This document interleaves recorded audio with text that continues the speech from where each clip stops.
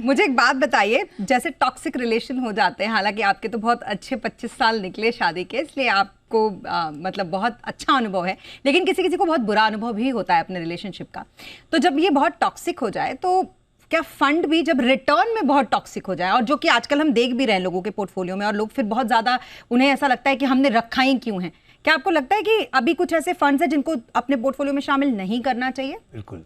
देखिए, toxic relation कब होता है? जब आपकी कंपेटिबिलिटी नहीं होती है। सेम होता है आपके इन्वेस्टमेंट के साथ। आप निवेश तो कर लेते हैं, और अक्सर ही देखा जाता है सेक्टोरल और थीमेटिक फंड के साथ। सेक्टोरल फंड्स आपको लगता है कि रिटर्न बहुत अच्छा बना है, इसके साथ में आपने इन्वेस्ट कर लिया, और फिर आपको समझता नहीं है कि अब सब चीज़ें, परिस्थिति बदल गई, क्योंकि कंपेटिबिलिटी नहीं थी, आपके गोल के साथ में मैच नहीं कर रहा था, और फिर आपको वहाँ पर लगता है कि अब ये नुकसान कर रहा है, मेरे रिटर्न्स को भी ये कम कर रहा है।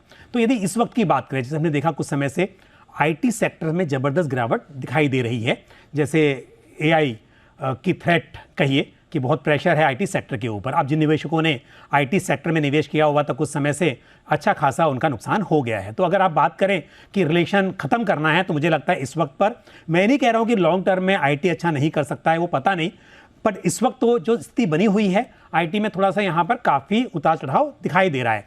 तो आपको उससे अपना रिलेशन ख़त्म कर देना चाहिए। हो सकता है आप चाहे तो, अगर आपके पोर्टफोलियो में बहुत एलोकेशन है आईटी का, डाइवर्सिफिकेशन कम है, और डाइवर्सिफाइड फंड्स में रहेगा वो ठीक है, बट आईटी सेक्टर फंड से आप निकल सकते हैं। इसी तरह से और भी थीम ऐसी हो सकती हैं आपके पोर्टफोलियो में, जहां आपको लगता है कि आप तेजी देखकर वहां पर आ गए थे, बट अब आपके साथ वो कंपेटिबिलिटी नहीं है, वो नहीं चल पाएगा, आपका गोल कुछ और है और वो फंड किसी अलग तरह का है, तो ऐसे फंड से आपको एग्जिट कर लेना चाहिए।